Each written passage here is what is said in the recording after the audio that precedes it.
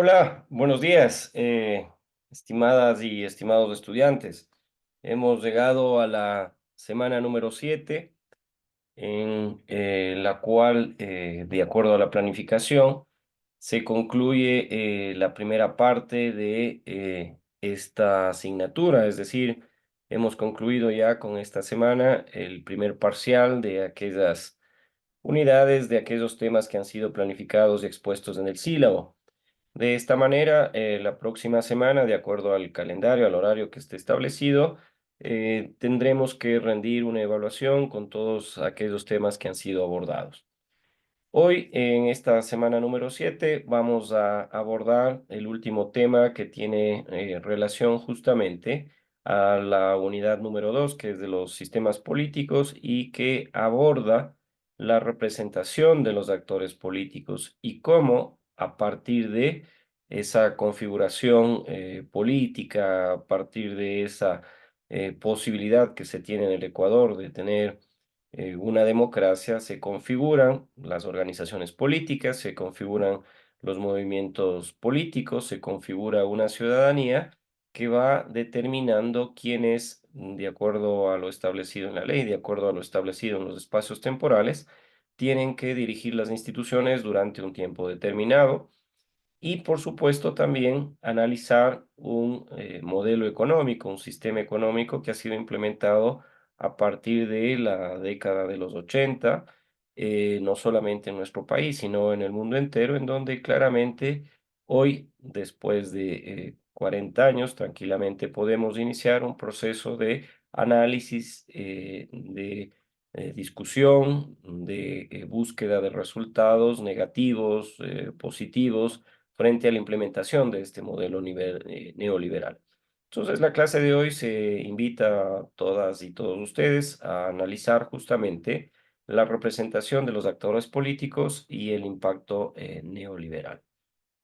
Bajo estas características, en el análisis que hemos manifestado para la agenda de esta clase de manera síncrona, es que justamente se va a examinar cómo un sistema, un modelo económico ha impactado. Al hablar de impacto, es un término muy utilizado en la lengua anglosajona, tiene esa traducción en nuestro país, pero sin embargo es aquella posibilidad que se vaya entendiendo de que ya no solamente los proyectos de implementación de una política pública, los proyectos de implementación de un sistema económico, de una reforma tributaria o de otras características que pueden abordar temas sociales, es que justamente ya no se esboza a partir de un diagnóstico cuál es el desarrollo de ese proyecto, de ese impacto, de esa política pública y cuáles son los resultados. No, ahora se va hacia un ámbito mucho más amplio, que es visualizar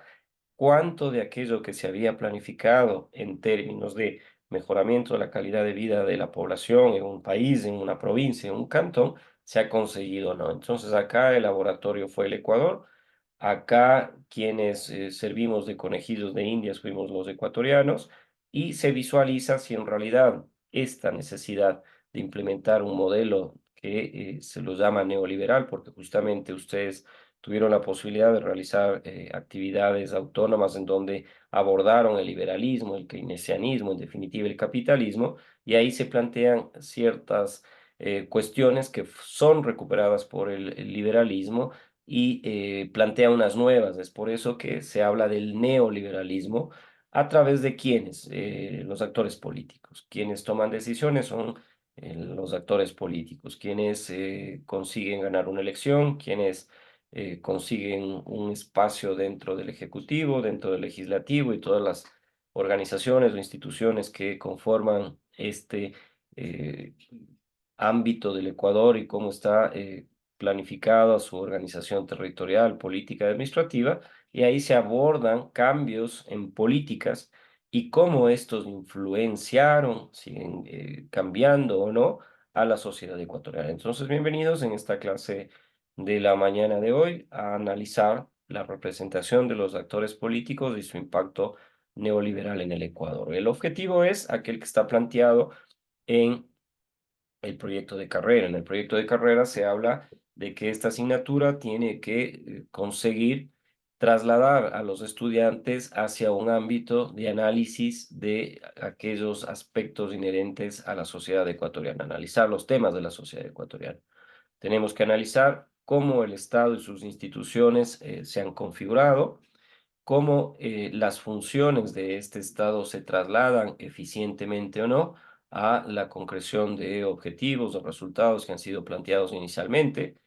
Se estima también que en la tercera unidad tocaremos temas de diversidad, tocaremos temas de inclusión, tocaremos temas aquellos que producen que el Ecuador en ese ámbito de declaratoria de país pluricultural, de país multiétnico, pueda ser analizado desde la perspectiva actual. Y por supuesto, lo que se requiere, y ustedes se van a dar cuenta en el momento en el cual desarrollen su evaluación del primer parcial, con autonomía y criterio propio. Acá les pedimos que configuren sus propios conceptos, les pedimos que configuren aquellas cuestiones que creemos que son necesarias dentro de un nuevo proceso de enseñanza-aprendizaje en el cual conjuntamente con quien habla ustedes van construyendo su propio proceso de desarrollo académico y bajo esas características, digo, la evaluación estará circunscrita a justamente una cuestión en la cual ustedes puedan desarrollar este examen, esta evaluación bajo esas características, ¿no? Entonces, el objetivo de la asignatura y que contribuye al proceso de formación académico de su carrera está esbozado justamente en esa capacidad de que podemos ir tocando ámbitos, temas de la sociedad ecuatoriana, la institucionalidad del Estado, cuáles son sus funciones, qué aspectos de la diversidad, de la inclusión en el Ecuador de hoy se tiene que analizar, se tiene que proyectar y por supuesto siempre con la posibilidad de que se lo haga con autonomía y criterio propio.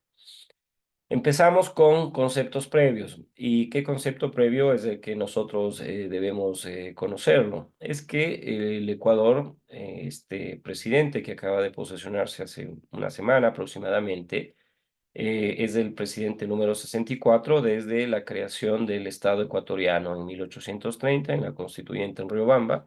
Se crea el Estado ecuatoriano con este nombre que podemos analizarlo, debatirlo y por supuesto no estar de acuerdo con este, pero sin embargo tiene esta connotación de haber sido en un orden secuencial ordinario, el número 64.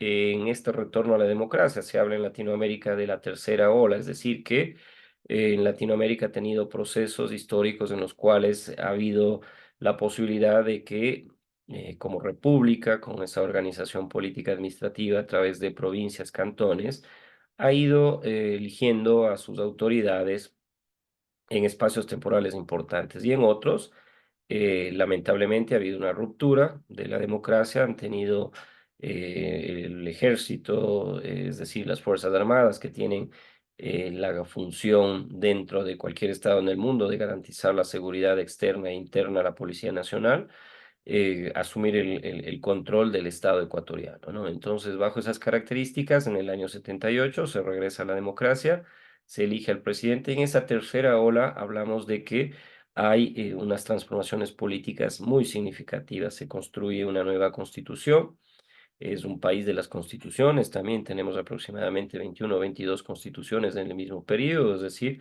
cada tercio de los presidentes tenemos una constitución, pasando tres presidentes es necesario hacer una constitución.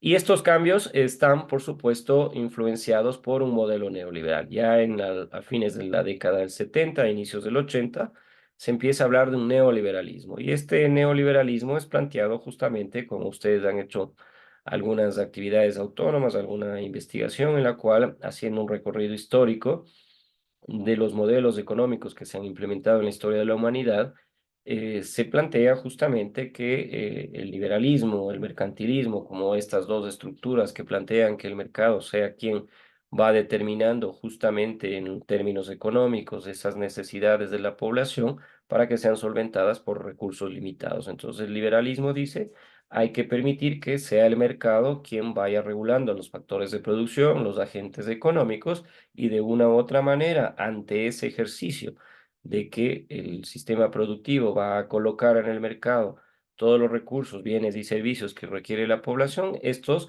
van a permitirse utilizarlos para la satisfacción de sus necesidades. Es decir, aquí el Estado se pasa por arriba al mercado y es este el quien va determinando el ámbito de la solución de los problemas y necesidades de las personas que viven en un país, en un estado determinado. Entonces, el contexto político en el Ecuador en esa década del 70, a fines de la misma, e inicios del 80, garantiza justamente que existe una transformación política porque se retorna hacia un ámbito democrático y por otro lado, en Estados Unidos, en Inglaterra principalmente, Margaret Thatcher era su primer ministro, allá tienen un régimen parlamentario, acá somos presidencialistas, usted elige al presidente y él es el jefe de Estado y jefe de gobierno. En estos países que tienen un régimen parlamentario hay que construir gobierno a partir de la representación en el Senado, en el Congreso, las fuerzas políticas que obtuvieron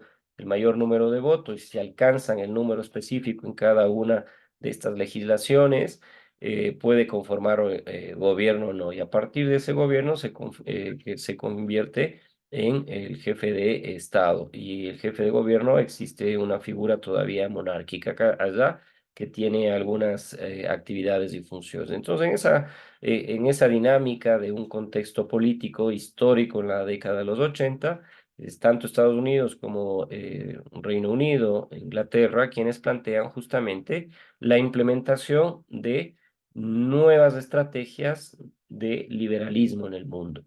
Es acogida por algunos países como un sistema, como un modelo, específicamente acá en el Ecuador también ocurre lo mismo, es una tercera ola que vuelve a ese espacio en el cual se va pensando de que estas decisiones van a ir solucionando los problemas históricos que ya tenía el Ecuador, que tenía Colombia, que tenía Argentina, Brasil y más aún en Chile, porque ahí se continuaba con una dictadura e incluso ahí se habla de los Chicago Boys, es decir, unos jóvenes profesionales que fueron a estudiar en esta Universidad de Chicago y tuvieron un proceso de formación económico, fueron economistas y hay un estudio y hay videos y ellos muestran cómo si les pidieron el modelo neoliberal y cómo les pidieron quienes en ese momento gobernaban Chile, crecimiento económico. Y ellos plantearon un sistema neoliberal, un liberalismo nuevo, que apuntaba exclusivamente al crecimiento económico. Les pidieron crecimiento económico y dicen, aquí están los resultados. El modelo chileno era un modelo que servía para los análisis académicos, que sirve para mostrar cómo en un país, al implementar ciertas políticas públicas y decisiones de carácter económico tributario, permiten crecimiento económico. Ahora, si vamos a analizar y ya vamos a desarrollar cada una de las diapositivas, este ámbito vemos que lamentablemente el crecimiento económico no está correlacionado directamente con ámbitos o indicadores de desarrollo humano en educación, en salud, etcétera. ¿Que hay crecimiento económico? Sí, en términos macroeconómicos, pero cuando vamos a análisis específicos de crecimiento económico y desarrollo humano y reducción de la desigualdad, no lo logra. Entonces, en el contexto político en el Ecuador es básicamente lo que ocurría en el mundo entero, lo que en algunos países fue específicamente un modelo implementado, en el Ecuador fue un cambio político y al regresar a la democracia y nosotros tener la posibilidad, bueno, no éramos muy pequeños,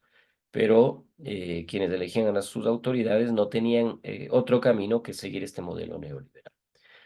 Cuando empezamos a definir a un actor político, vamos a empezar a definir a los partidos políticos, por supuesto, y acá claramente un partido político es una organización de características en las cuales se establece una posibilidad de que quienes tengan ideológicamente un clivaje hacia un ámbito de propuestas de política pública similares se aglutinan y forman un partido político. ¿Qué es un partido entonces? Es una organización que bajo la posibilidad de que en nuestro país sea obligatorio para la participación dentro de una elección, dentro de un proceso democrático para elegir a sus autoridades, es obligatorio que ustedes pertenezcan a un partido político como afiliados, a un movimiento social o político como adherentes y que tengan ese auspicio para poder participar. He dicho varias cosas que hay que conceptualizarlas para que ustedes puedan seguir pensando en la actividad que tienen que desarrollar. Primero, clivaje en términos sociológicos. ¿Qué es un clivaje? Clivaje es una, según los sociólogos, según los estudios que hacen, es una división de la sociedad. Entonces, la sociedad, cuando se trata de un tema de política pública, va dividiéndose. Entonces, esa división de la sociedad que apoya, esa parte de la sociedad que apoya ese conjunto de individuos que apoya a una propuesta de un partido político se llama clivaje. Entonces, normalmente los clivajes son de características ideológicas.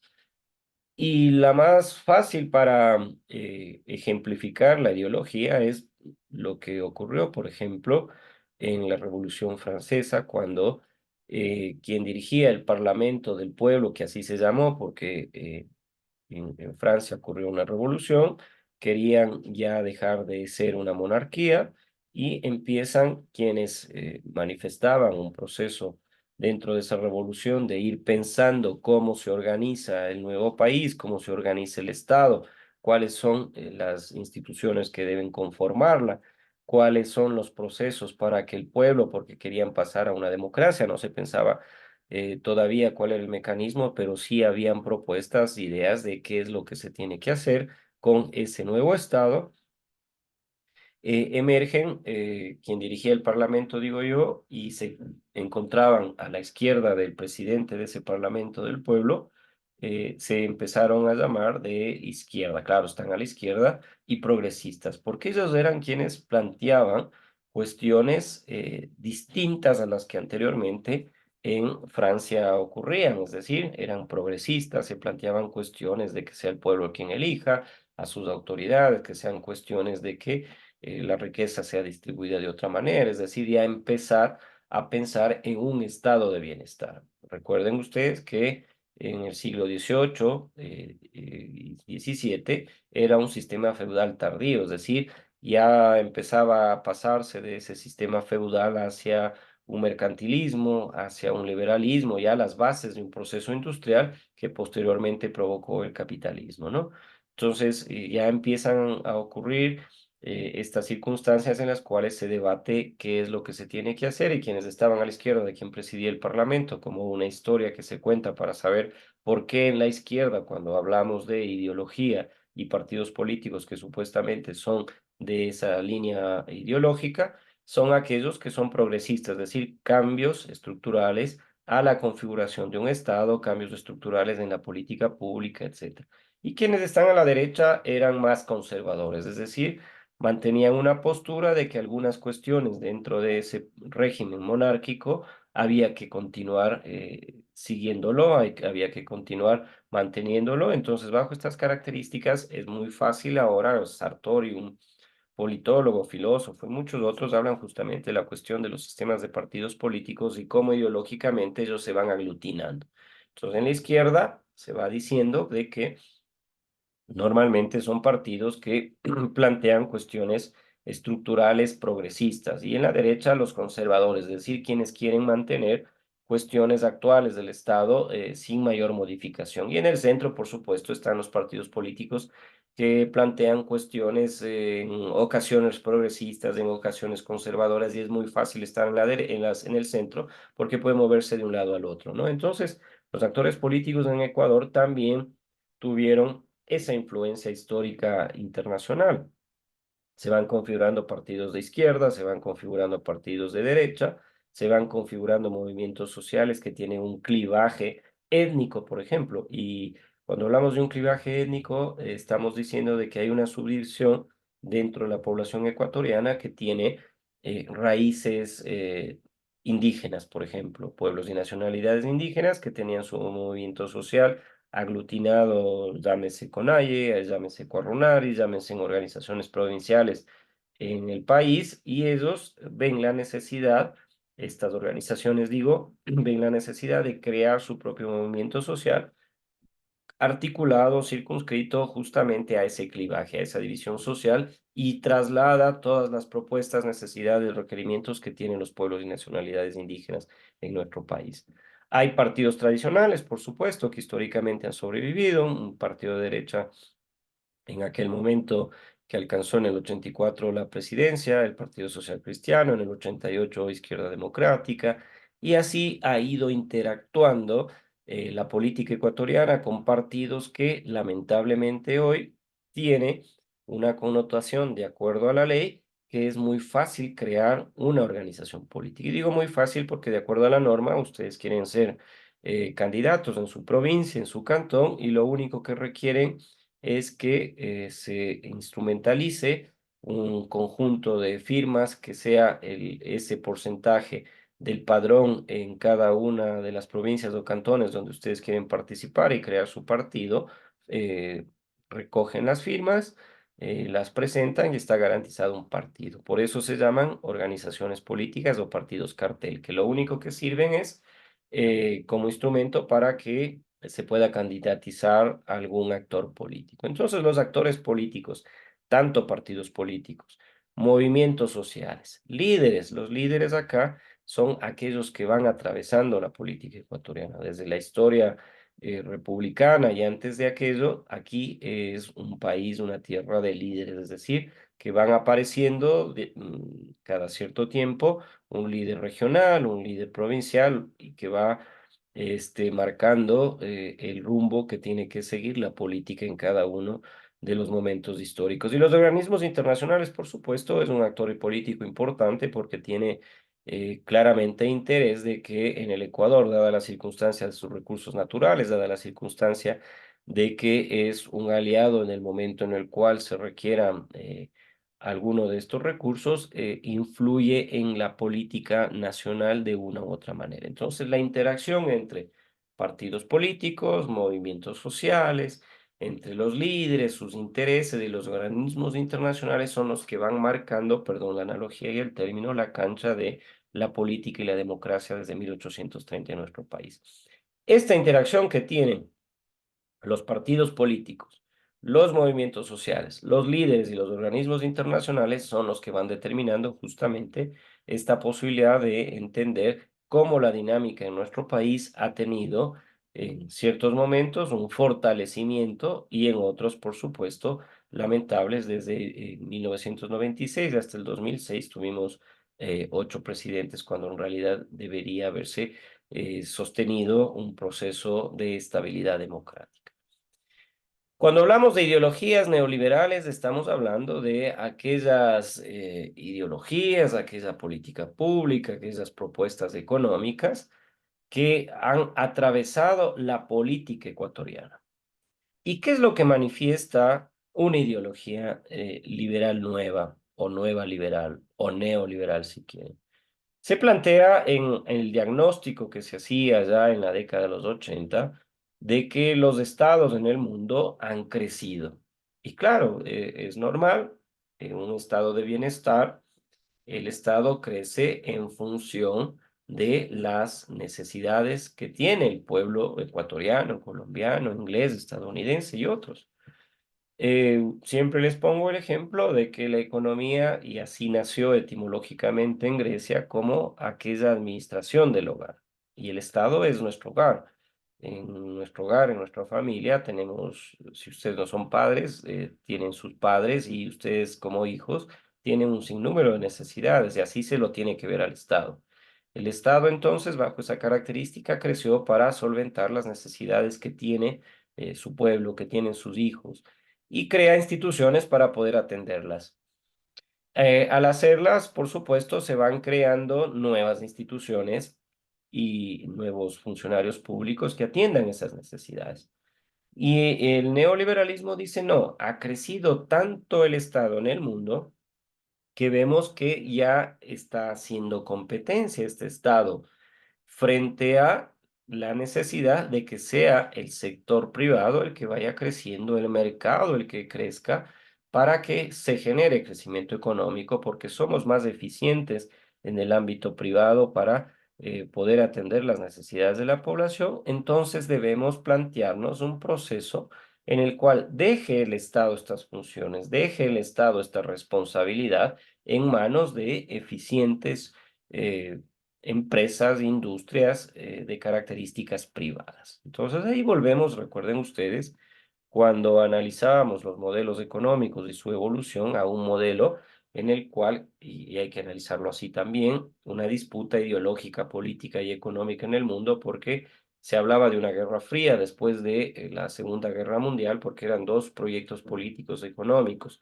el capitalismo frente al materialismo dialéctico, o el comunismo, que era implementado en Europa del Este, y frente al capitalismo que estaba extendido en casi todo el mundo.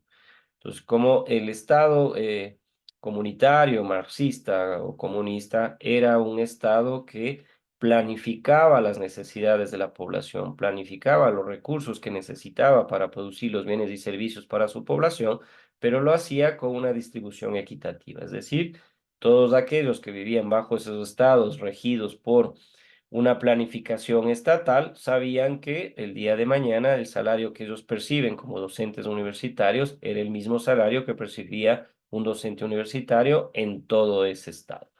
No había diferenciación entre los salarios en ese mismo nivel. El salario que se percibía por su trabajo, por su prestación de servicio, le permitía solventar sus necesidades, que eran mínimas, porque el resto de necesidades eran trasladadas por el Estado. Vivienda, educación, salud, todo lo proveía el Estado. Claro, y son dos cuestiones que ustedes ya las analizaron, contrapuestas con una posición capitalista, que es la que manifiesta que el mercado tiene que ser el que se encargue de todas estas cuestiones, no el Estado. El Estado tiene que ser mínimamente un Estado, como habla en esta diapositiva, reducido. Máximo, el Estado tiene que emitir ciertas políticas públicas para algunos aspectos que son necesarios del funcionamiento del Estado, del funcionamiento del mercado, para que pueda la población ser solventada sus necesidades, y más bien dejar el ámbito de la privatización, es decir, que sean las empresas privadas, que sea la industria quien se traslade justamente a esta privatización, a este ámbito de entregar las responsabilidades. Pensemos en una familia y nuestro padre es el que planificaba todo en base a sus recursos, sabía cuándo irnos de vacaciones, sabía cuándo dar vestimenta a sus hijos, sabía qué educación y salud son prioritarios, etcétera. Imagínense en la misma familia decir: no, eh, ya el papá no se encarga, vamos a dejar que sea una empresa que atiende a las familias y ellos sean los que le trasladen a la provisión de bienes y servicios que necesita una familia. Es más o menos esa la analogía, ¿no? Privatización, que no exista ámbitos de regulación económica, y fue un grave problema porque provocó, por ejemplo, la crisis de 1999. Se dejó de regular, se dejó de vigilar a las instituciones financieras, y claro, si yo soy dueño de un banco, me doy créditos a mis empresas que tienen vínculo con otras actividades comerciales. Le va mal a una de estas empresas, no importa, yo tengo liquidez porque traslado los recursos de quienes depositan en mi banco hacia esa empresa o hacia otras empresas, y cuando caen todo este sistema económico financiero, producto de muchas quiebras de las empresas que eran mías, pero yo como banquero les inyectaba los recursos financieros que ustedes como cuentaahorristas, como depositantes de mi institución, lo trasladaba. Claramente va a existir lo que existió en el 99, un caos financiero económico. Quebraron muchos bancos, gente que tenía depósitos en estas instituciones financieras perdieron su dinero, perdieron su capacidad adquisitiva, porque si ustedes en aquel momento tenían importantes recursos en sucres, al dolarizarlo, perdieron 5000% de ese valor que tenía el sucre cuando ustedes lo depositaron. Entonces, el impacto, por supuesto, de la implementación de estas ideologías neoliberales provoca controversia, pero yo no hablo de controversia, sino que hablo de un debate, hablo de esa cuestión en la cual nosotros, ustedes y yo, como académicos, como universitarios, debemos tener todos los elementos suficientes y necesarios para explicar qué es lo que ha significado conceptualmente, en primer lugar, el liberalismo. ¿Qué es lo que se plantea en este nuevo modelo? Porque hay algunas cuestiones nuevas, que es el nuevo liberalismo o neoliberalismo, y cómo lamentablemente llega a ámbitos de polarización de la sociedad. Y cuando hablo de polarización es de que se traslada a ese escenario de que hay dos polos. Cuando compramos una pilita es negativo y positivo.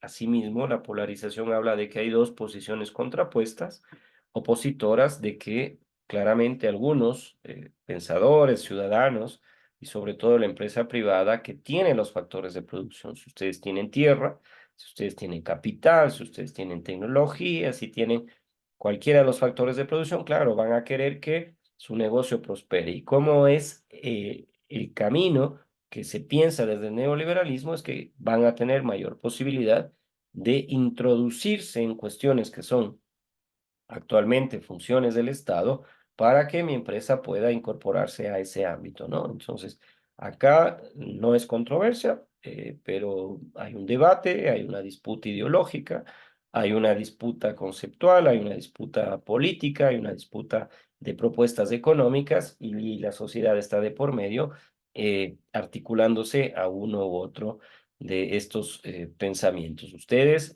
tienen la posibilidad de que con todos estos elementos, no solamente para tema de la actividad autónoma y el PAE que tienen que realizarlo, sino que también para ámbitos en los cuales ustedes generen como interlocutores, como moderadores, este tema para analizarlo y plantearlo, qué es lo que ha ocurrido con la implementación del neoliberalismo en los 40 años de nuestro país. Y lo plantean desde el ámbito económico, ha habido no crecimiento, desde el ámbito del desarrollo social, desde el ámbito de la reducción de la pobreza, desde el ámbito de la reducción de las desigualdades, provisión de educación, de salud, donde ustedes quieran tocarlo, ahí pueden hacer un análisis histórico y de crecimiento o no de esta ideología neoliberal. Como les había manifestado, provocó crisis económica, ¿no? ¿Y qué es crisis económica? Volvamos al concepto de economía. Eh, no tengo recursos para satisfacer las necesidades de mi familia. Es una crisis. Ver que realmente esta política neoliberal que fue implementada, que redujo el Estado, al reducir el Estado, que le dicen, chao, se cierra varias empresas estatales, se cierra Correos del Ecuador, se cierra Ferrocarriles del Ecuador, se cierran ministerios, se cierran instituciones que prestan su servicio a la población ecuatoriana y quienes están trabajando en estas instituciones. No es de inteligencia artificial, no es robot que se lo pueda pagar, son padres de familia, son madres de familia que tienen ese recurso para que a partir del empleo puedan llevar con ese salario que ganan producto de su trabajo a su familia y solventar la vivienda, solventar la educación, solventar la vestimenta, la alimentación, etcétera. Entonces, al reducirse el Estado, va a afectar al empleo. Por supuesto, esto va a ocurrir siempre porque, como dijimos, lo que se plantea es de que el Estado sea reducido al mínimo. Y quien se encargue de la provisión de estos servicios en el país o en el Estado van a ser los empresarios. La pobreza, por supuesto, ustedes pueden utilizar cualquier indicador de CEPAL u otros que va mostrando cómo desde la década del 80 hay mayor desigualdad. Es decir, hay un segmento de la población, 1 o 2%, que ha incrementado sus ingresos económicos. El año anterior nomás, la única, sino entre una o dos máximo, que tuvo crecimiento y un rendimiento económico fue la banca ecuatoriana. Y uno dice, ¿y cómo puede ser la banca ecuatoriana? Claro, la mayoría de nosotros, al no tener recursos económicos, lo que hacemos es, para suplir las necesidades que tenemos, acercarnos a estas instituciones financieras que no es que tienen una labor social como fin último de ella, sino que trasladan recursos hacia nuestras necesidades, obviamente con los intereses correspondientes. Y eso es utilidad para ellos, para los accionistas, para los dueños de los bancos, que llegaron a 3.000 millones de utilidades en el año fiscal 2022. Es increíble. No hubo otro sector en la economía ecuatoriana que no crezca y que tenga esa utilidad como la tuvo la banca en aquel país. Y esto, por supuesto, sigue incrementando en los ámbitos de pobreza. Y ya habíamos dicho, no solamente es pobreza de ingresos económicos, es decir, si usted tiene como ingresos en la familia diariamente $2.32 y está sobre ese umbral, ah, qué lindo, dejo de ser pobre. No, ¿quién sobrevive con $2.32 una persona o una familia. Es bastante imposible. Y la desigualdad, por supuesto, sigue creciendo y sigue creciendo asimétricamente, porque mientras hay funcionarios públicos, hay empresarios, hay banca que tiene esos indicadores de crecimiento económico y de utilidad, hay un 60% de la población que está considerada pobre. Si es que vamos al tema del empleo, hay un 30% que tiene un empleo formal, un 55% que tiene un empleo informal, es decir, busca alguna actividad diariamente para poder solucionar sus problemas y de su familia, y el resto definitivamente no tiene trabajo. Y estos efectos de la implementación de la política neoliberal, cómo ha ido provocando crisis económica en el Ecuador, cómo ha ido provocando perder una moneda, el sucre, y trasladarnos al dólar, cómo ha ido aplicándose en este caso, decisiones de carácter neoliberal con reducción del Estado, es decir, dejando que algunos funcionarios públicos dejen de serlo porque se traslada esa responsabilidad a la parte privada, genera pobreza y genera desigualdad. Acá ustedes tienen un tema muy importantísimo porque el medio de comunicación ha sido, es y será, pese a la utilización de nuevos medios de comunicación actualmente. Hay otros canales, por supuesto, ustedes tienen infinidad de conocimiento en aquello, están expertos en aquello, tienen redes sociales, tienen medios digitales para poder trasladar justamente cómo la percepción pública y la construcción de discurso político se aglutine en función de una representación de los actores políticos. Y esa capacidad que ustedes tienen desde hoy hasta cuando concluyen la carrera de ir construyendo estrategias que permitan trasladar justamente un discurso político, un proyecto político, lo que se plantea desde los actores políticos es fundamental para que pueda al final del día decidirse por quién o no votar una población.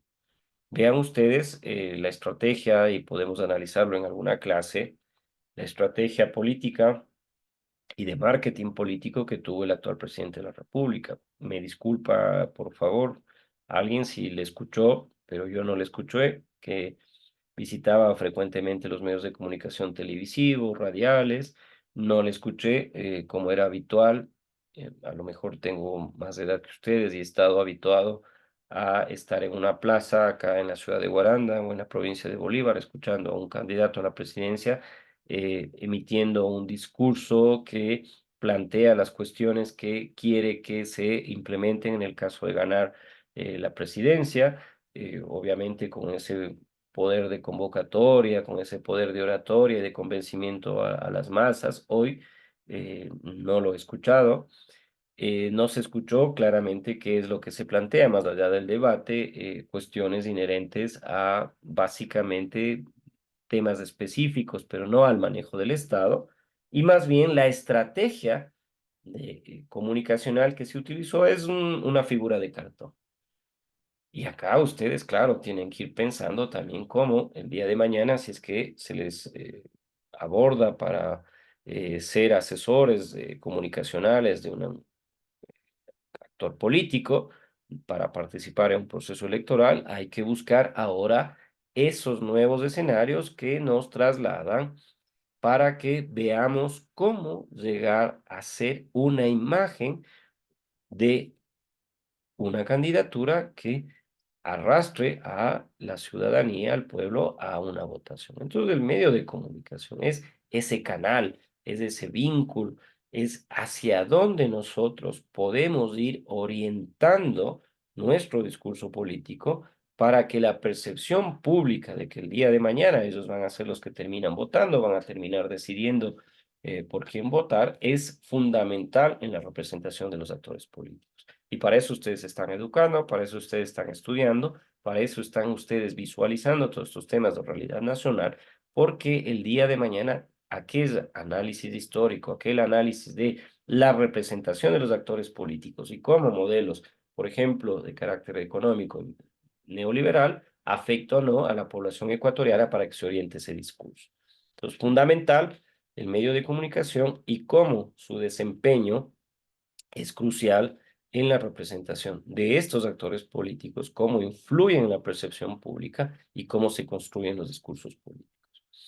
El movimiento social, a la par del partido político, y es un actor político importante, surge como respuesta a las políticas neoliberales.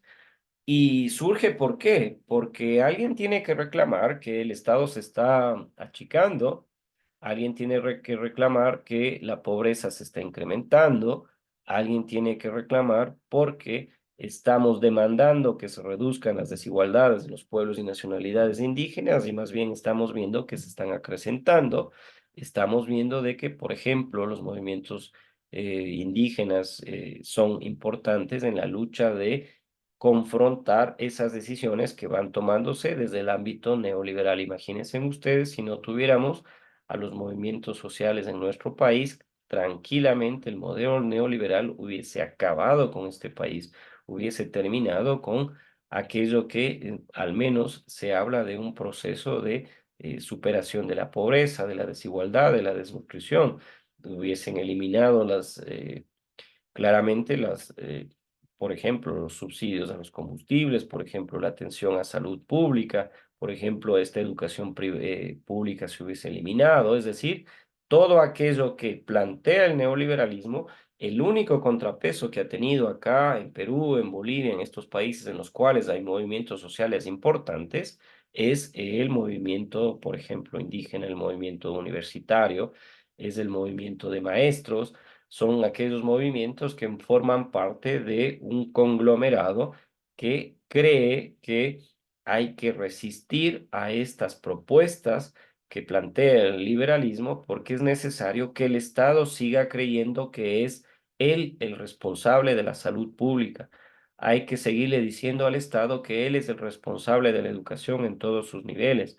Hay que seguirle diciendo al Estado que él es el responsable de la reducción de la desigualdad, que no puede ser el mercado quien se encargue de solventar las necesidades de la población, porque ya sabemos que lo que único que hace es el Estado, perdón, el neoliberalismo o el mercado es crecimiento económico, pero aquellos que tienen factor de capital.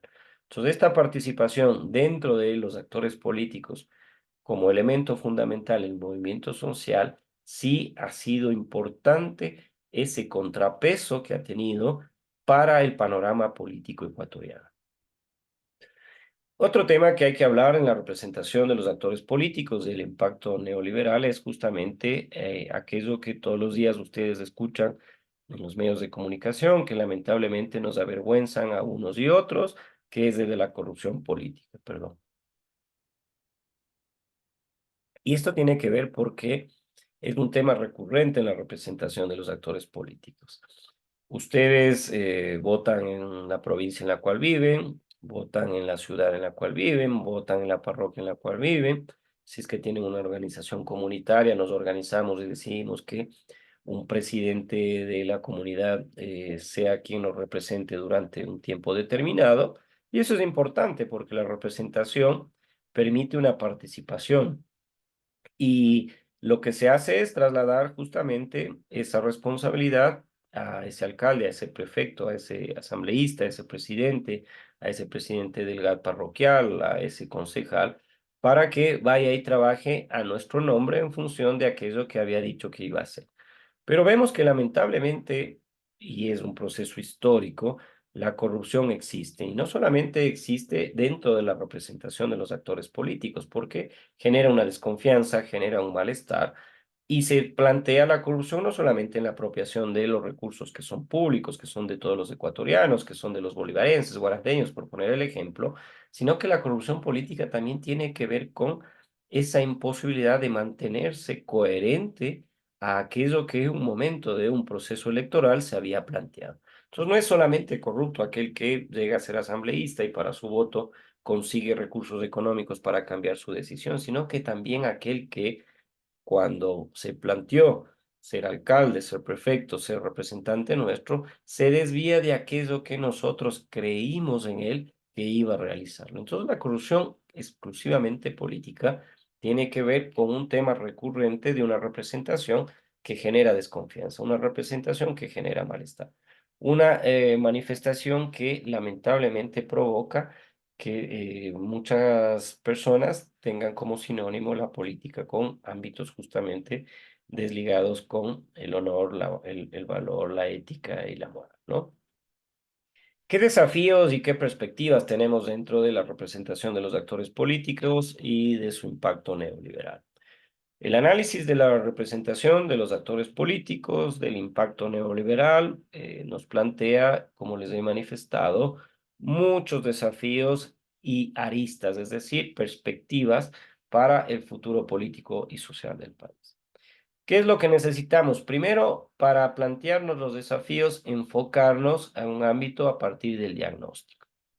¿Y cuál es el diagnóstico? El enfoque integral que nosotros lo hacemos. No solamente es crecimiento económico el diagnóstico, que puede haber servido en Chile, por ejemplo, para crecimiento económico. Es un modelo que, si la economía de un país tiene indicadores de Producto Interno Bruto, y Producto Interno Bruto por cápita, porcentajes de desarrollo o crecimiento económico, y al implementar estos modelos crece, por supuesto, porque se contrae el Estado, porque se liberaliza la economía, porque grandes sectores de empresas internacionales se trasladan a ese país para la explotación de los recursos naturales. A Chile le pasa lo mismo que al Ecuador, a Chile le pasa lo mismo que a Perú, a Chile le pasa lo mismo que a Bolivia, que está sostenida su economía en la explotación de recursos naturales no renovables, minería principalmente. Tiene una agricultura muy fuerte con la industria vinícola también, por supuesto, es conocido el vino chileno, pero más allá de eso, servicios, un país de destino turístico no lo es, grandes extensiones de terreno para una agricultura sostenible y sustentable no lo es, entonces tiene dificultades parecidas a las nuestras, a las de Perú, Bolivia y Ecuador. Pero ese modelo fomentó crecimiento económico, pero también creció en desigualdades. Desigualdades en las cuales ustedes se gradúan en una universidad pública y es muy difícil conseguir empleo porque tiene prioridad quien se ha graduado en una universidad privada, algo parecido al modelo norteamericano. Entonces hay universidades de élite en donde solamente el tener un título bajo el brazo de esta universidad ya le garantiza por lo menos que le lean su currículum vitae. Por lo menos le permiten que vaya usted y haga prácticas y si es bueno se quede. Pero la universidad pública, en cambio, está en franca desventaja con esos espacios porque no tiene recursos, la salud igualmente. Entonces, ese enfoque de un desafío en el cual no se toma en consideración integralmente todas estas cuestiones, impide, por supuesto, que la representación de los actores políticos pueda desarrollar ámbitos de comparación como un modelo distinto en el cual no se piense solamente al mercado como el probable benefactor, ese estado benefactor de un país, sea justamente el que se traslade a otros escenarios en los cuales ya los desafíos son muchos, en los cuales la participación de la población sea aquella que permita que pueda desarrollarse ese tipo de actividades. Y justamente en esta parte del desarrollo de la clase del día de hoy, hablamos de la participación ciudadana. Acá, desde el 2008, se obligó a partir de la Constitución, a partir de la creación del famoso quinto poder, la participación ciudadana. Y lo que se plantea es de que para contrarrestar el efecto nocivo, negativo del neoliberalismo, hay que fortalecer a los actores políticos. ¿Cómo fortalece un actor político? Con representación. Entonces, si nosotros creamos hoy un partido político, ustedes y yo, un movimiento político, usted y yo, lo que tenemos que hacer es iniciar, por ejemplo, un proceso de participación ciudadana. ¿Y cómo hace para participar la gente en estas organizaciones? Bueno, los llamamos a un proceso de formación política. Decimos, a ver, a los jóvenes, bachilleres, a los estudiantes universitarios, iniciamos un proceso de formación política.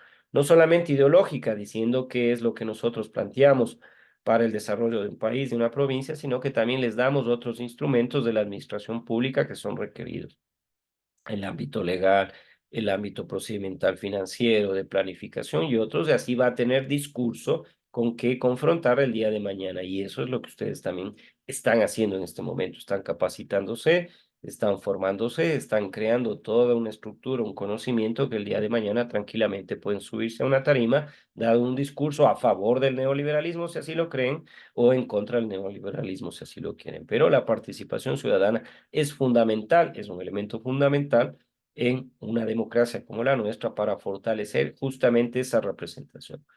Y esa movilización social y ese control social y el involucrarnos cívica y desinteresadamente en los temas inherentes a nuestra comunidad, a nuestra parroquia, a nuestra ciudad, a nuestra provincia o al país, son aquellos que tienen que motivarnos a nosotros para participar cívicamente en temas de accionar político. Porque la mayoría de nosotros decimos, no, la política no me interesa. Pero si no nos interesa, a alguien sí y le interesa mucho más que a nosotros, le interesa mucho más que a otros.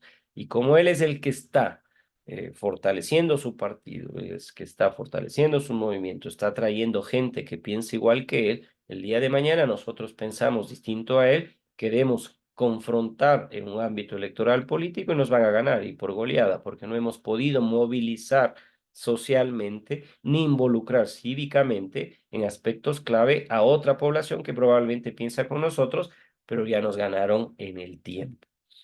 ¿Qué perspectivas internacionales tenemos? Bueno, la influencia de actores internacionales, como les dije, Ronald Reagan, presidente de Estados Unidos, Margaret Thatcher, primera ministra de Inglaterra, fueron quienes plantearon justamente esta nueva dinámica, esto de que el liberalismo es necesario, que los estados en el mundo tienen que contraerse, que tienen que dejar al mercado sin regulación para que sea él quien, a partir de la confrontación de estos actores económicos, puedan, en definitiva, favorecer un crecimiento económico y al haber crecimiento económico se van a reducir las desigualdades, va a haber un desarrollo humano sostenible, etcétera, totalmente falso.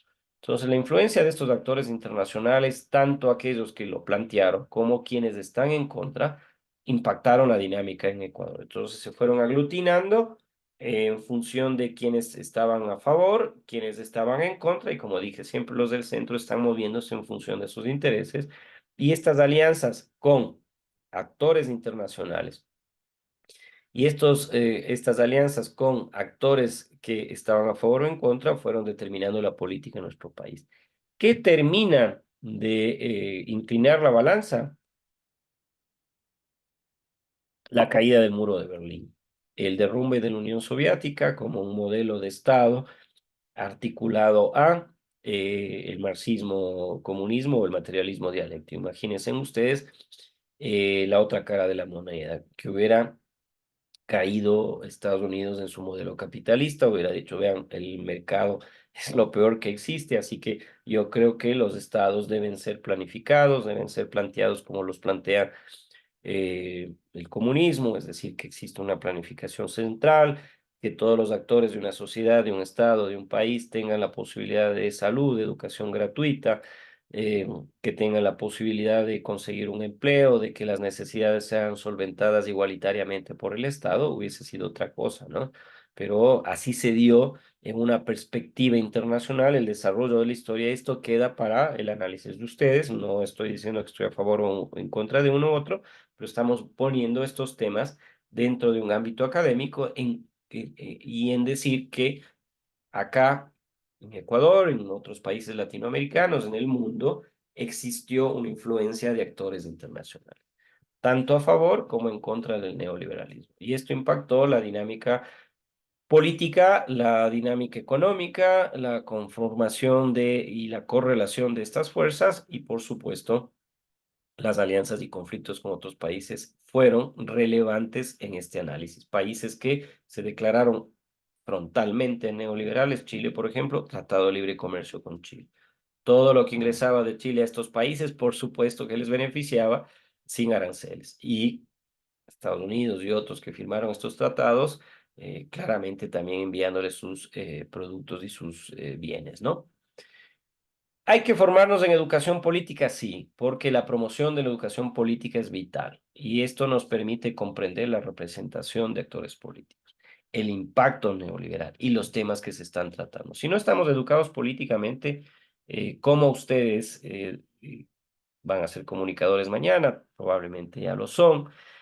se presentan a una radio, a una televisión y tratamos un tema, por ejemplo, que está emergiendo actualmente, el juicio político al presidente o al expresidente, un tema de no sé si de urgencia, pero que emergen nuevos ámbitos en los cuales los debates se desarrollan. Si no se tiene educación política, no se puede participar, como es el de la eutanasia, por ejemplo. Mañana aparecerá un tema como el del aborto, mañana aparecerá un tema de soberanía alimentaria, aparecerá un tema del respeto al medio ambiente, la explotación o no de recursos petroleros.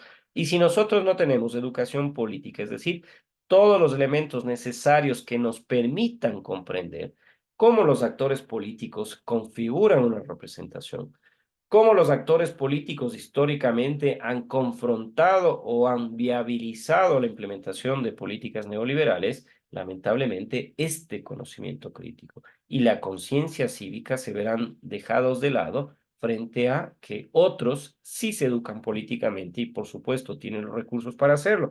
Por eso el presidente tiene, creo que 2 o 3 maestrías en Harvard, en una universidad en donde solo la colegiatura cuesta como $250,000 y no permite, por supuesto, que una población que no tiene los recursos no pueda acceder a estas universidades. Pero ustedes están aquí en la universidad, están estudiando y preparándose para que el día de mañana puedan utilizar todas estas herramientas para un proceso de educación política atravesada por la carrera que ustedes están estudiando. Género y política, por supuesto. El análisis de la representación de actores políticos considera también la perspectiva de género y su influencia en el neoliberalismo. Hay dinámicas de poder y participación relevantes en este enfoque. Yo les pregunto ahora, y al finalizar esta clase, abriremos la posibilidad de que ustedes hagan preguntas, si así lo quieren. ¿Cuál es su opinión referente a la decisión del actual presidente de la República de encargarle, como está establecido en la Constitución, por supuesto, una única tarea a la vicepresidenta? Y la única tarea es, dice, váyase a Israel a solucionar el problema histórico que tienen estos pueblos, estas nacionalidades. El Estado de Israel está reconocido, el Estado palestino no, y vaya a hacer esa tarea. ¿Es violencia de género? ¿Es violencia política? ¿Es una decisión de características de irrespeto hacia la segunda autoridad del país? Es una cuestión que hay que analizar, y hay que analizarla desde la perspectiva universitaria. Está bien que un presidente a su vicepresidente, porque así está configurada la representación. Ante ausencia del presidente, la vicepresidenta va a estar, pero la vicepresidenta está en Israel. La vicepresidenta está ahí tratando de solucionar un problema que no es nuestro. En todo caso, envíele a solucionar el problema de nuestros migrantes que están en el Darién, que están en Centroamérica, que están en México, que están en Estados Unidos, que es un tema ecuatoriano. Pero acá podemos nosotros analizar con ustedes en la clase de hoy el género y la política. ¿Hay violencia a la mujer en la política?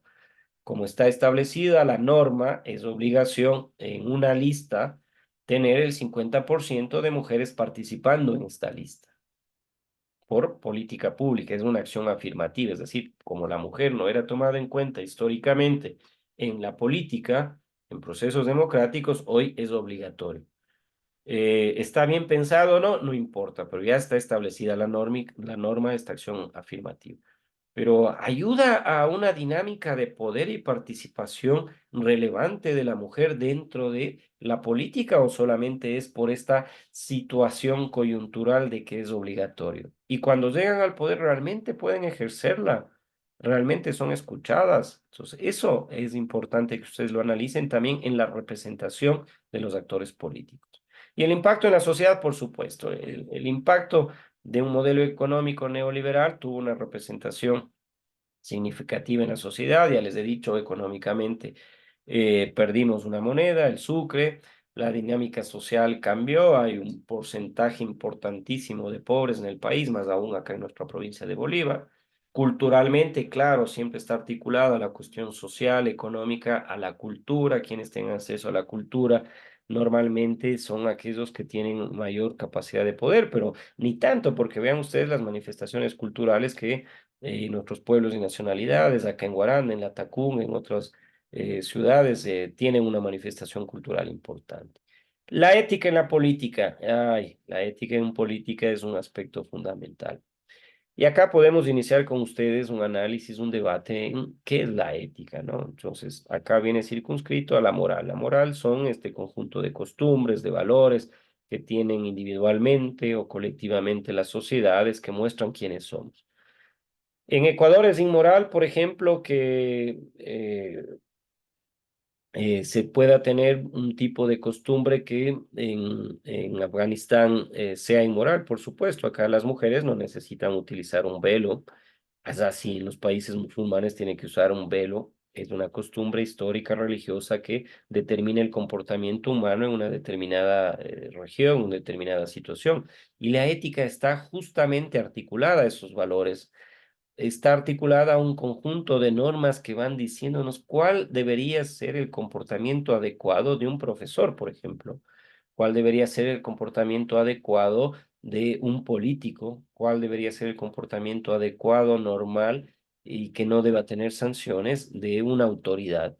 Entonces, la ética es un aspecto fundamental en la representación de los actores políticos, su relación con el neoliberalismo. Lo importante de un político que es ético es de que sea transparente, es decir, que sus decisiones los tome participativamente y una vez que los toma dice, mire, acá he tomado esta decisión en función de este beneficio para mi provincia, que es la que me envió acá.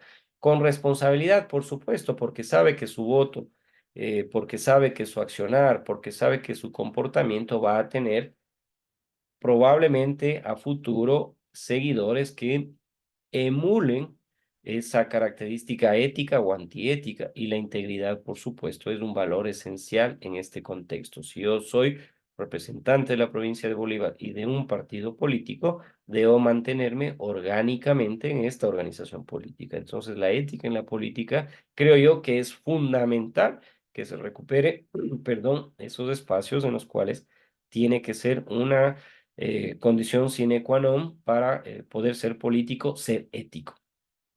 ¿Qué desafíos tiene la democracia en este ámbito? Hemos dicho que la participación es fundamental, no solamente cada 4 años ir a votar, sino una participación en la toma de decisiones, una participación en la configuración de las listas, una participación en la configuración de los movimientos, partidos políticos. La pluralidad es fundamental, más allá de que esté establecido en la ley. Las mujeres tienen y deben que participar en la configuración de los actores políticos. Los jóvenes, más allá de que el 30% de acuerdo a la ley tienen que ustedes participar en listas de un 30% de la configuración de las listas, no, la pluralidad significa que todos aquellos que pensamos similar o pensamos ideológicamente de una manera, debemos participar en un proceso de toma de decisiones, en un proceso democrático para decidir quién tiene que asumir la administración de una ciudad, de una provincia, de un país, y la justicia es un aspecto también que es desafío para la democracia porque necesitamos hoy más que nunca en nuestro país recuperar esos ámbitos de seguridad. Al finalizar y concluir esta clase y abrir el escenario con ustedes es de que el análisis de la representación de actores políticos y el impacto neoliberal en nuestro Ecuador, perdón, nos mostró, diagnosticó, nos dio esa radiografía de cuán compleja es la dinámica política y social en nuestro país. Un país atravesado por regiones, región costa, sierra, Amazonía, que son aspectos coyunturales y permanentes dentro de la política ecuatoriana, ¿no? La cuestión social sigue siendo atravesada por el neoliberalismo. Socialmente estamos viendo de que no se logra solventar esos problemas que se tiene económicos, de pobreza, de discriminación, de desigualdad, de acceso a servicios públicos, de agua potable, etcétera.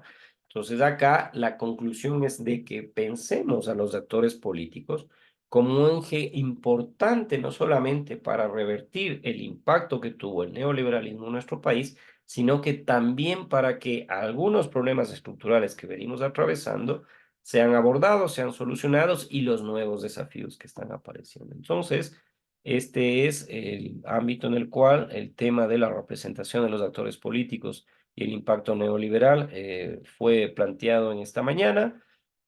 Vamos a abrir el escenario de que existan algunas preguntas. Como siempre, el contacto es el correo electrónico podemos revisar la guía metodológica, podemos y debemos la actividad propuesta. Me parece que tienen un PAE que realizarlo hasta la próxima semana y revisar la rúbrica.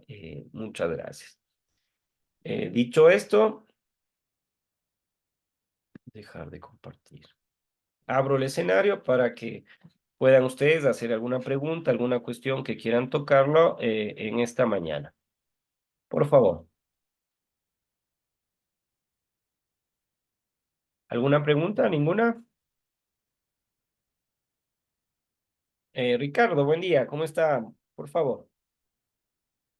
Ah, no pueden prender el micrófono. A ver, permítame. Ahí.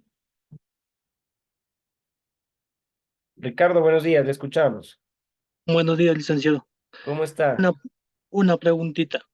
Eh, Bueno. por, por el tema del tema de AP, ¿qué tengo Ajá. que, qué tengo que hacer ahí en eso? Discúlpeme Eh, la pregunta tan gil. ¿quiere que le proyecte el APE, estimado Ricardo? ¿Quiere ver en qué consiste? Porque está puesto en el entorno virtual. Sí, licenciado, hágame ese favor, por favor. No ha visto el entorno virtual según parece. Ya les pongo.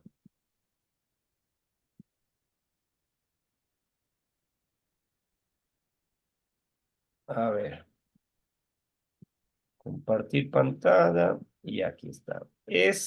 Vamos a tener que realizar dos guías de APES. Ustedes saben que hay un formato para desarrollar esta guía. Está en los datos o documentos de interés al inicio, ahí se descargan y es el formato del informe. ¿Qué es lo que tienen que hacer? Bueno, como ven acá, es una guía de prácticas de aplicación, experimentación de los aprendizajes, Facultad de Ciencias Administrativas, Gestión Empresarial e Informática, carrera de Comunicación, asignatura, ciclo docente y el título es Sistemas Políticos y Modelos Económicos en el Ecuador. El número de la práctica es 1. Al finalizar el segundo parcial vamos a tener la segunda. Son 16 horas que están estimadas para hacer los pares. Entonces, ¿qué les digo yo? Hay la política y los modelos económicos se definen como un conjunto de directrices y lineamientos mediante los cuales el Estado regula y orienta el proceso económico del país, define los criterios generales que sustentan, de acuerdo a la Estrategia General de Desarrollo, los ámbitos fundamentales de instrumentos, ¿no? El objetivo es analizar el objetivo de la política, los principales argumentos, los antecedentes, acciones de la ideología. ¿Qué es lo que tiene que hacer? Y en el procedimiento habla que el estudiante va a consultar, usted va a consultar conceptos de sistema político, de modelo económico y de desarrollo económico. Va a elaborar y entregar este documento, este informe, correspondiente a una matriz de análisis que responda a que en 3 columnas, una para cada término, un resumen del concepto de cada palabra, del sistema político, del modelo económico y del desarrollo económico y desarrollar una guía en cuál es la relación entre los tres conceptos. ¿Hay una diferencia entre los tres conceptos? Entonces, ahí está el procedimiento de lo que usted tiene que hacer. Abordar conceptos de sistema político, de modelo económico y de desarrollo. Hace 3 columnas, elabora un resumen de cada una de ellas y la segunda parte es, ¿hay relación entre los conceptos o no? ¿Hay diferencia entre los conceptos o no? Esa es la tarea que la tienen que realizar y está acá en la guía explicada con el objetivo, cuáles son los materiales, cuál es el procedimiento y por supuesto tienen que realizar en función de ese formato de informe que tienen todos los países. Deben tener otras asignaturas en las cuales seguramente también existen prácticas de experimentación de los aprendizajes y tiene la misma estructura. En este caso, el PAE que tienen que desarrollar es este que les estoy pidiendo. ¿Alguna otra pregunta, Ricardo? ¿Está claro? Gracias, licenciado. Sí, Está nada, claro. Ricardo, tranquilo, no se preocupe. Hola, Santiago, buen día. Licenciado, buenos días. Sí, es solamente un PAE, ¿no?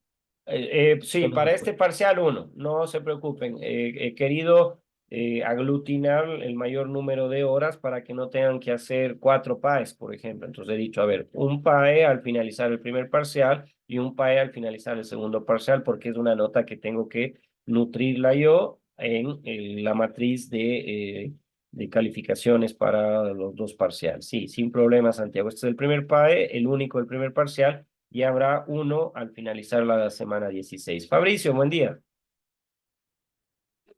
¿Cómo está, Licen? Disculpe una Bien, consulta, más que sea claro. una petición. Ajá. Por ejemplo, nosotros, este tema, nosotros en la mayoría de materias hacemos en forma grupal, ¿Ya? en lo cual no sé si igual, o sea, vale hacer en su materia igual en forma grupal o individual igual.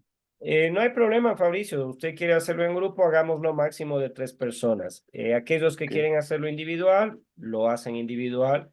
Aquellos que quieren hacerlo 2 personas, lo hacen 2 personas y máximo el grupo serían 3 personas. No hay problema, Fabricio.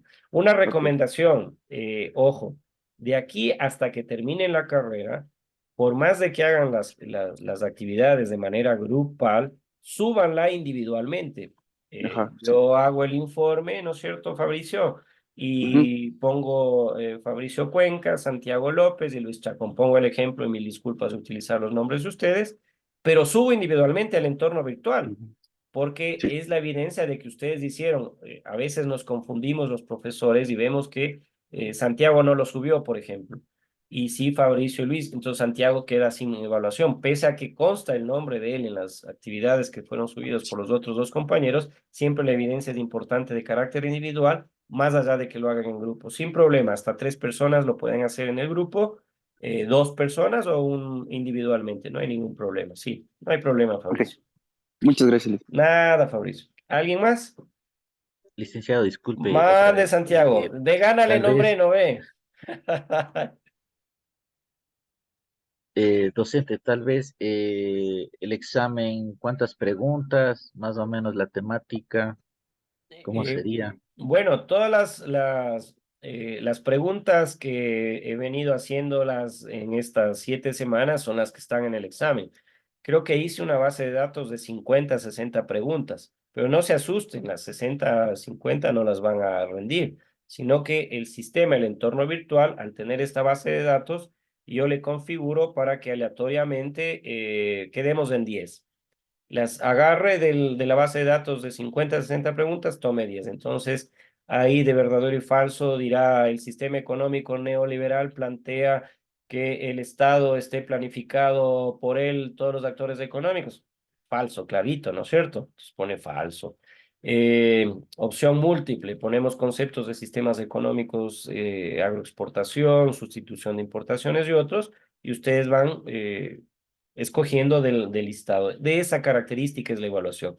Y ahora mi pregunta, ¿ustedes vienen o van a hacer la evaluación desde su casa? Bueno, la señorita presidenta hizo la solicitud, estamos a la expectativa de que las autoridades se manifiesten de una manera favorable a nosotros, ya que no todos somos de Guaranda. Parece que Claro, según hay una encuesta que acaban de hacer, es mitad, mitad, mitad de Guaranda, pero la mitad estamos lejos. O claro, sea, en mi caso estoy de Quito, hay otros compañeros del Oriente, que me imagino que si dicen que sí, ellos mañana ya tendrían que estar viajando, ¿no? Entonces sí, esperemos que el decano, que bueno, yo tengo la oportunidad de conversar con él, se ve que es una persona accesible, sea comprensivo, porque ahorita la seguridad, como usted también lo mencionó, el tema económico, porque ahorita de hacer un viaje a Guaranda cuesta dinero estar una semana, pagar hotel, entre otros rubros. Entonces, esperemos que las autoridades pues nos echen una manito por esta ocasión y esperemos que sea favorable a nosotros. Que Santiago, es el día viernes de 9 a 11 la evaluación, ¿no es cierto? sí, con usted, sí, Ya, así no hay es. ningún problema. De mi parte, yo no está aquí la presidente, pero yo le había dicho que de mi parte no hay ningún problema. De hecho, debería ampliarse el requerimiento para el resto de la carrera, es decir, que legisle el consejo universitario o el consejo directivo para que en este caso, dadas las circunstancias de seguridad, las circunstancias socioeconómicas de la población ecuatoriana, esta modalidad híbrida se traslada a una modalidad virtual, porque todo el proceso de enseñanza-aprendizaje lo tienen en línea, a distancia, y solo la evaluación y el PAE tienen que hacerlo presencialmente. Entonces, yo no sé cómo se concibió esta modalidad. De hecho, no estoy de acuerdo. He tenido, y lo hago público y está siendo grabado esto, mi inconformidad con esta modalidad, por supuesto. Bajo estas circunstancias no se preveía que probablemente pueden existir estudiantes que es improbable, imposible que puedan asistir solamente en 2 encuentros, pero no son solo 2 encuentros para este semestre. Ustedes tienen que multiplicarlo por 8 semestres, son 16 veces que tendrían que venir solo a rendir evaluaciones acá en la Universidad Estatal de Bolívar, en Guaranda, con las circunstancias de seguridad que ya mencionó usted, económicas y otras. Entonces tiene que ya revertirse. De aquí en adelante ustedes sepan claramente que las reglas del juego se mantienen hasta que acaben la carrera, porque si no, imagínense, después de 7 semanas vamos a estar en el mismo dilema. No sea malito, decano, vea, queremos rendir la evaluación de manera virtual. Yo no tengo ningún problema, la evaluación ya está subida al entorno virtual. Si es que se da el caso, se conectan, prenden la cámara, ahí sí ya es obligatorio que por favor lo hagan y rinden la evaluación, no hay ningún problema. Ese no es ningún problema para mí, estimado Santiago. Más bien, ojalá puedan ustedes ya tener una decisión afirmativa por parte de quien toma decisiones. Muy complicado que el decano tome decisiones porque es un tema reglamentario, está dentro del reglamento y proyecto de carrera, la modalidad híbrida, y establece que en las evaluaciones y en los PAEs tengan que venir. El PAE yo no les estoy pidiendo que vengan, háganlo ustedes, de eso me encargo yo, pero la evaluación, si es que les obligan a venir, es muy complicado. Y yo personalmente, como ya está en el entorno virtual la evaluación, alguien no podrá venir, lo puede hacer tranquilamente desde su casa. Por mi parte, no hay ningún problema, estimado Santiago, así que tranquilos. 50 preguntas, aleatoriamente tomará el sistema 10 y seguro van a obtener las calificaciones que yo he leído sus ensayos, he leído sus trabajos. Algunos se preguntarán por qué tengo esa calificación. Leo, entonces si me encuentro gramaticalmente u ortográficamente cuestiones y a ustedes sí no les dejo pasar porque son comunicadores. Mañana van a escribir para un diario, para una revista, etcétera, y tienen que estar sumamente claros en ese tema. ¿Alguna otra cuestión para ir cerrando? ¿Ninguna? Docente, tal vez tiene un límite el examen, o sea, Ah, si sí. comienza de tal hora a tal hora. Ah, sí, es de acuerdo al horario, es de 9 a 11, por supuesto, pero recuerden que puede ocurrir lo que está ocurriendo acá en la provincia de Bolívar y hay que estar pendientes de aquello. El entorno virtual, es decir, todo este sistema, esta herramienta que nos permite un proceso de acompañamiento docente, está circunscrito a energía eléctrica. El servidor necesita energía eléctrica, suministro. Hoy ustedes ven que casi toda la tarde no pueden acceder al entorno virtual. De 2 a 5 de la tarde están bloqueados. Ahora, yo sí les sugeriría y que lo hagan lo más rápido posible. Está bloqueado para que se termine en 1 hora el examen. Entonces entran ustedes a las 9:05, 10:05, tiene que estar enviado el examen para que no exista esos inconvenientes. ¿Tienen un lapso de 2 horas? Sí, de 9 a 11. Pero una vez que ingresan al examen, tienen 1 hora para hacerlo. Y ahí les sale un cronómetro en la parte izquierda para concluirlo. ¿Alguna otra pregunta? No, licenciado, muchísimas gracias por esa comprensión también, ¿no? Nada, Esperemos Santiago. que los otros docentes y la coordinadora también actúen de la misma manera razonable. Muchas De mi gracias. parte no hay ningún inconveniente. Si no pueden venir, se conectan de la casa. Yo estaré en los laboratorios esperando a quienes vengan. Y si no viene nadie, me conectaré desde mi computadora, veré que ustedes por favor enciendan sus cámaras, realicen su examen y no hay ningún inconveniente. Inmediatamente ya tengo las calificaciones de ustedes, excepto la de la semana 7 y el PAE, por supuesto, con una matriz les muestro cómo están, más la calificación del examen del primer parcial, ya tienen una idea ustedes de cuál es la calificación que tienen para este parcial y por supuesto esa socialización tiene que hacérsela porque deben tener el derecho también de reclamar. A lo mejor me equivoqué en alguna calificación u otra. Un fuerte abrazo entonces, cualquier cosa a la orden, me escriben al correo, al WhatsApp y estoy pendiente de ustedes y del próximo día viernes a ver cómo se desarrolla el tema de la evaluación. Si pueden venir y vienen, les espero y será un gusto conocerles personalmente en el laboratorio de la universidad. Y si no, por supuesto, estudien. Son 10 preguntas de 9 a 11 de la mañana el próximo día viernes, de carácter objetivo. Obligatorio, eso sí, encender las cámaras. Por favor, desen un tiempito en el trabajo o en cualquier cosa que hagan. Encienden la cámara y realizan la evaluación. A expensas de ustedes, entonces, de cualquier cuestión. Un fuerte abrazo y que estén muy bien. Buenos días. Hasta luego, licenciado. Hasta luego.